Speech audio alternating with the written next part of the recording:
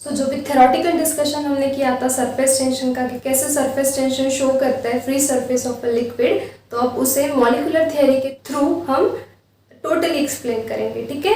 और molecular theory समझने के लिए सबसे इम्पॉर्टेंट क्या है कि जो भी जनरल डेफिनेशंस हमने अभी डिस्कस की थी वो सारी आपको क्लियर होना बहुत ज़रूरी है, ठीक है। अब मॉलिक्यूलर थियरी हम कंसिडर कर रहे हैं तो ऑब्वियसली हमने क्या किया, एक कंटेनर लिया, उस कंटेनर में हमने लिक्विड पोर किया। अब liquid is made up of molecules. अब मॉलिक्यूल्स तो बहुत सारे हैं बट जस्ट सपोज हमने 3 मॉलिक्यूल्स कंसिडर किए, a, b and c. So we have consider 3 molecules of a liquid to understand the molecular theory and to understand the concept of surface tension, ठीक है।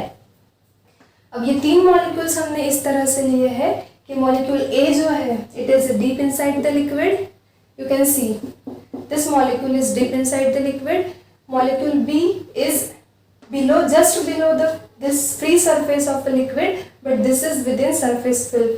You know that हम पहले देख चुके हैं, ये x डैश y डैश, ये क्या है हमारी सरफेस फिल्म। तो जो हमारा सेकेंड मॉलिक्यूल है, ये मॉलिक्यूल लिक्विड का ये जो फ्री सरफेस है, this xy is free surface of liquid, okay. So first molecule is deep inside the liquid, molecule B जो है this is below this free surface but within surface film. So molecule B is just below the free surface and within the surface film. And molecule C जो है, this molecule is on the free surface of liquid. Okay? So these are the 3 different positions of 3 molecules. One is deep inside the liquid, one is within the surface film and just below the free surface of liquid, and the molecule C is on the free surface of a liquid. ठीक है? अब हम one by one each molecule के लिए discuss करेंगे। So first of all we will talk about this molecule ए।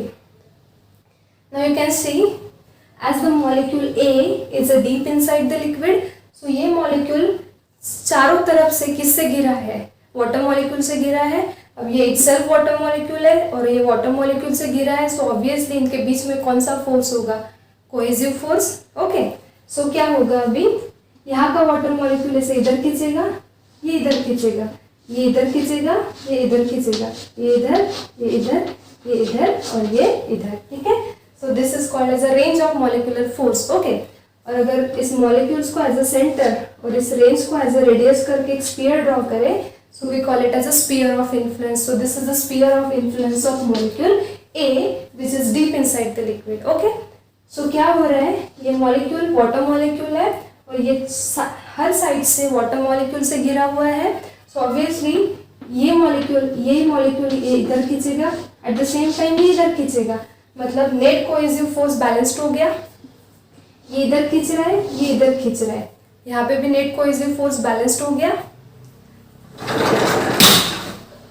ये इधर खींच रहा है, ये इधर खींच रहा है, यहाँ पे भी नेट कोहेसिव फोर्स बैलेंस्ड हो गया, मतलब net cohesive force balanced हो गया, and that's why we can say a net cohesive force for molecule A कितना हो जाएगा, 0। और अगर net force is 0 हो गया, so molecule will remain as it is. Understood? Now we will talk about molecule B, which is within the surface film and just below the free surface of a liquid. ठीक है। अब इस molecule के लिए ये यहाँ पे इसके अराउंड लिक्विड मॉलिक्यूल्स है, ये क्या करेंगे, ये मॉलिक्यूल इसे इधर अट्रैक्ट करेगा, ये इधर अट्रैक्ट करेगा, ये इधर, ये इधर, ये इधर, ठीक है। मतलब यहाँ पे ये लिक्विड मॉलिक्यूल और इन लिक्विड मॉलिक्यूल के बीच में क्या होगा, cohesive force of attraction. But अब ये इधर भी खींचा जाएगा, इधर भी खींचा जाएगा। अब अगर यहाँ पे हम स्फीयर ऑफ इन्फ्लुएंस ड्रॉ करें तो देखिए आप, इस स्फीयर ऑफ इन्फ्लुएंस का इतना पोर्शन, मतलब आधे से ज़्यादा पोर्शन लिक्विड में है और ये जो इतना पोर्शन है ये इतना लिक्विड में है और ये जो इतना पोर्शन है ये कहाँ पे है, एयर में है, ठीक है। सो मतलब यहाँ पे क्या है, यहाँ पे 2 फोर्सेस है। यहाँ की जो एयर है, दिस एयर मॉलिक्यूल और ये वाटर मॉलिक्यूल के बीच एडहेसिव फोर्स है और इनके बीच क्या है, कोहेसिव फोर्स है, राइट। सो बी के लिए there are 2 forces, adhesive and cohesive, right? But as you can see, majority किसकी ज़्यादा है, वाटर मॉलिक्यूल की मेजॉरिटी ज़्यादा है as compared to this air molecule in this region. So water molecule की majority ज़्यादा होने की वजह से वाटर मॉलिक्यूल कौन सा फोर्स एक्सर्ट कर रहे हैं एक दूसरे पे, कोहेसिव फोर्स। अब जिनकी मेजॉरिटी ज़्यादा है उनका फोर्स ज़्यादा होगा, मतलब as compared to this adhesive force cohesive force ज़्यादा होगा। कोहेसिव फोर्स ज़्यादा तो है बट यहाँ पे टोटल फोर्स बैलेंस्ड हो चुका था करके नेट फोर्स 0 था, यहाँ पे मैक्सिमम कोहेसिव फोर्स है, ठीक है। अब ये फोर्स इससे बैलेंस्ड हो गया, ठीक है, ये फोर्स बैलेंस्ड हो गया बट ये फोर्स आप देखिए इसका आधा पोर्शन एयर में है, मतलब क्या कि ये मॉलिक्यूल के लिए जो नेट कोहेसिव फोर्स है वो कैसा है, अनबैलेंस्ड है, वो टोटली बैलेंस्ड नहीं है। और ये net cohesive force acts in downward direction and that's why it tries to pull this molecule B inside the liquid. Okay, so यहाँ पे दोनों forces थे, cohesive, adhesive, but as compared to cohesive force, adhesive force negligible था, उसे हमने ignore कर दिया। और अब ये जो cohesive force है वो unbalanced है, और अब ये unbalanced cohesive force क्या करेगा, इस water molecule को inside क्या करेगा, डाउनवर्ड डायरेक्शन में पुल करेगा, ठीक है। अब हम सी मॉलिक्यूल सी की बात करते हैं, ठीक है। अब अगर इसके लिए हम ये यहाँ पे लिक्विड है, यहाँ पे हाफ पोर्शन में एयर है, हाफ पोर्शन में लिक्विड है। अब ये लिक्विड मॉलिक्यूल इधर खींचेगा by applying a cohesive force, ये इधर खींचेगा, ये इधर, ये इधर, ये इधर, ठीक है। अब ये ऊपर जो एयर मॉलिक्यूल है ये क्या लगाएंगे, ये एडहेसिव फोर्स ऑफ अट्रैक्शन लगाएंगे। सो दिस वे अगर हम इसका स्फीयर ऑफ इन्फ्लुएंस ड्रॉ करें so it will be like this. अब मॉलिक्यूल सी के लिए आधा स्फीयर जो है वो एयर में है और आधा कहाँ है, वाटर में है, राइट। मतलब मॉलिक्यूल सी के लिए एडहेसिव, यहाँ पे भी दोनों फोर्स है, cohesive force and adhesive force, okay now, okay.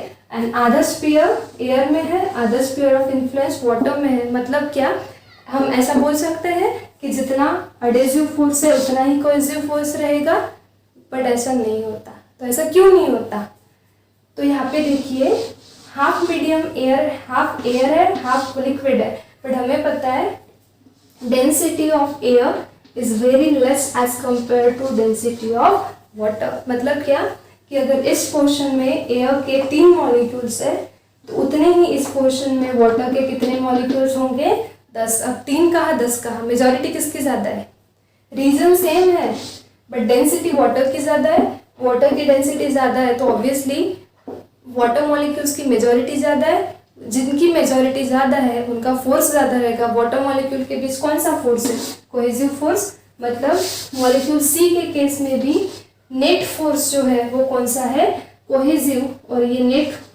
Cohesive force भी कैसा है, अनबैलेंस्ड है, क्योंकि ये तो बैलेंस्ड हो गया, ठीक है, बट ये जो है ये 3 फोर्सेस जो है कोहेसिव फोर्सेस, इनको ऊपर किसी ने बैलेंस नहीं किया है क्योंकि ये तो एडहेसिव फोर्सेस है जो कि निग्लिजिबल है, जिनको हमने इग्नोर कर दिया।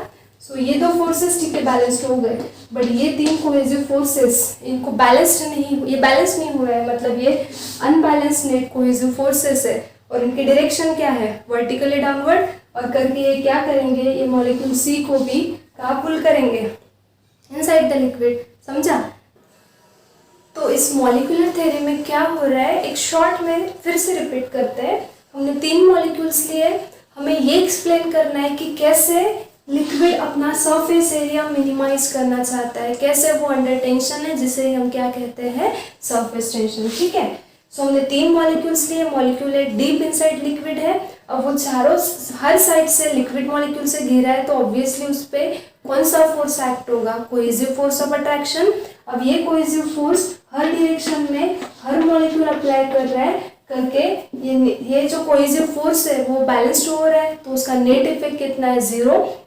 Okay, so for the molecule A, the net cohesive force is balanced and hence its resultant effect is 0. Molecule B जो है वो सरफेस फिल्म में है और फ्री सरफेस के जस्ट नीचे है, ठीक है।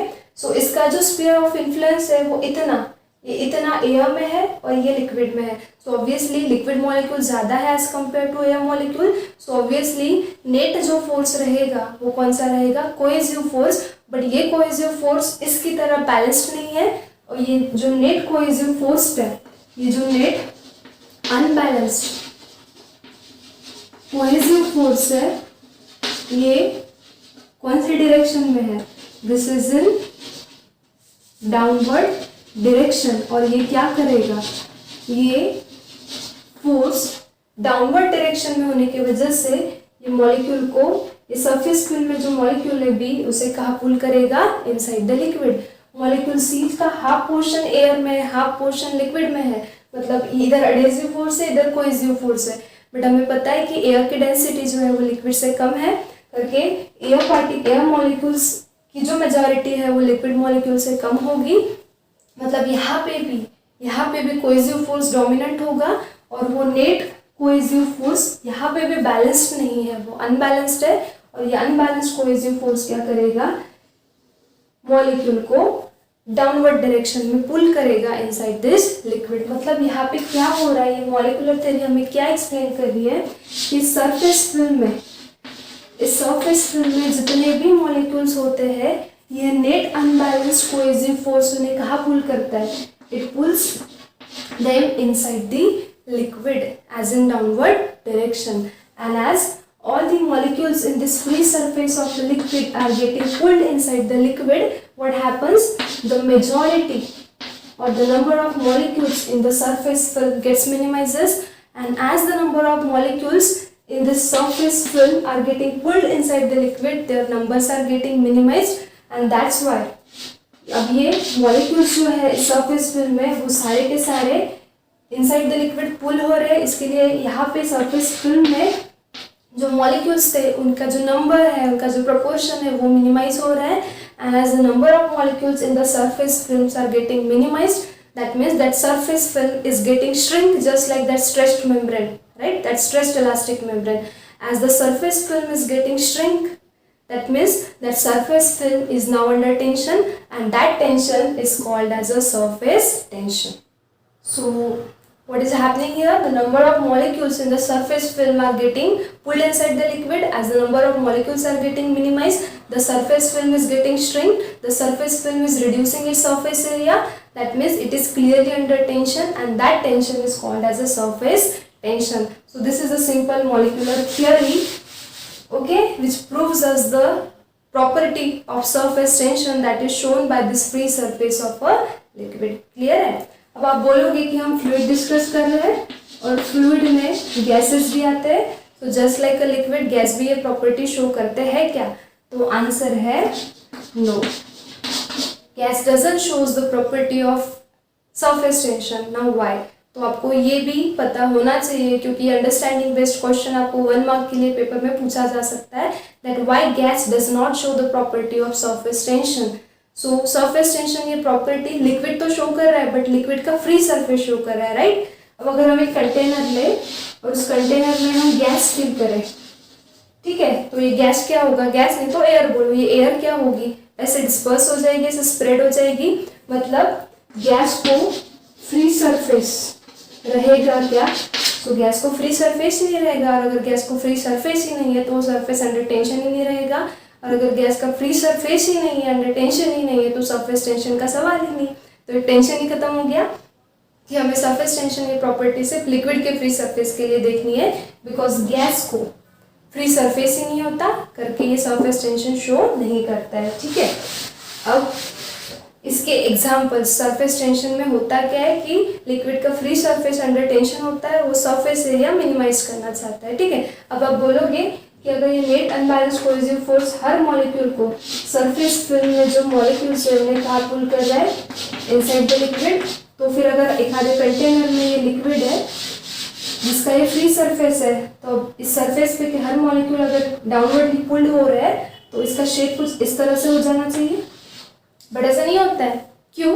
क्योंकि जैसे ही सरफेस फिल्म में का मॉलिक्यूल कोहेसिव फोर्स की वजह से नीचे पुल होता है, इस लिक्विड सरफेस का नेक्स्ट मॉलिक्यूल फिर से उसकी जगह ले लेता है। अगर ये मॉलिक्यूल नीचे चला गया कोहेसिव फोर्स की वजह से, तो यहाँ का जो मॉलिक्यूल है वो फिर से उसकी पोजीशन लेता है, क्यों? To maintain the steady surface of a liquid, and that's why this is the continue property shown by the liquid that is called as a surface tension. ये भी आप ध्यान में रखो। अब इसका एग्जाम्पल क्या है, ठीक है? तो सरफेस टेंशन में क्या हो रहा है, आपका जो फ्री सरफेस है लिक्विड का वो अपना सरफेस एरिया मिनिमाइज करना चाहता है, वो श्रिंक होना चाहता है, मतलब वो अंडर टेंशन है, जिसे हम सरफेस टेंशन कहते हैं। इसका बेस्ट एग्जांपल है ब्रश, जो आप पेंटिंग के लिए या फिर ड्राइंग के लिए यूज़ करते हो, ठीक है? जब आप उस ब्रश को वाटर में डिप करते हो तो देखना उसके ब्रशेस जो है वैसे खुल जाते हैं लाइक दिस, ठीक है? अब उसी ब्रश को वाटर में से बाहर निकालो तो उसके जो ब्रशेस है वो ऐसे क्लोज आते हैं। क्यों क्लोज रहता है? क्योंकि ये अगर ब्रश है जिसे आपने पानी में वाटर में डिप किया तो ये ब्रशेस देखो ऐसे खुलते हैं। अब जैसे ही आप इसको बाहर निकालोगे, इस पे क्या आई, लिक्विड की एक सरफेस आई। अब ये सरफेस क्या है, ये it's acts like a stretched elastic membrane, it tries to reduce its surface area, it tries to shrink, and as it is under tension ये क्या करेगी, सरफेस एरिया रिड्यूस करना चाहेगी, और इस वजह से जब आप इसे पानी में से बाहर निकालोगे तो आपने देखा होगा ये ब्रश के जो ब्रशेस है वो इस तरह से एक दूसरे के क्लोज जाते हैं। क्यों? क्योंकि यहाँ पे अब सरफेस आया लिक्विड का, उसने क्या किया, सरफेस एरिया मिनिमाइज कर दिया, तो ये इस तरह से शेप होता है, ठीक है? आपने देखा होगा water drop, tiny water drop कोई सरफेस पे जब रहता है तो उसका शेप इस तरह से स्फेरिकल होता है। क्यों? बिकॉज ज्योमेट्री में आप क्यूब लो, क्यूबॉइड लो, कोन लो, इस तरह से कोन लो, स्फीयर लो, सबसे मिनिमम सरफेस एरिया अगर किसका होता है तो वो होता है स्फीयर का, ठीक है? और करके जो वाटर ड्रॉप्स है, जो रेन ड्रॉप्स है, उनका जो शेप है वो हमेशा स्फेरिकल होता है, क्योंकि स्फीयर सबसे कम एरिया पजेस करता है। मतलब ये लिक्विड की टेंडेंसी है, ये लिक्विड के फ्री सरफेस की टेंडेंसी है, tries to minimize its surface area as it is under tension, that is called as surface tension. And because of the surface tension of a liquid, of a free surface of a liquid, आपने देखा होगा कि जो rain drops है, जो water drops है, हमेशा spherical shape के होते हैं। क्यों स्पेरिकल होते हैं? क्योंकि स्पीयर या फिर स्पेरिकल शेप हमेशा लेस एरिया पजेस करता है, ठीक है? ये उसकी नेचुरल टेंडेंसी है, and this particular property of a liquid is called as a surface tension. तो जो भी थेरोटिकल डिस्कशन हमने किया था सरफेस टेंशन का, उस स्ट्रेच्ड इलास्टिक मेम्ब्रेन से कंपेयर करके अब मॉलिक्यूलर थियोरी ने हमारी सारी चीज़ें क्लियर कर दी, ठीक है?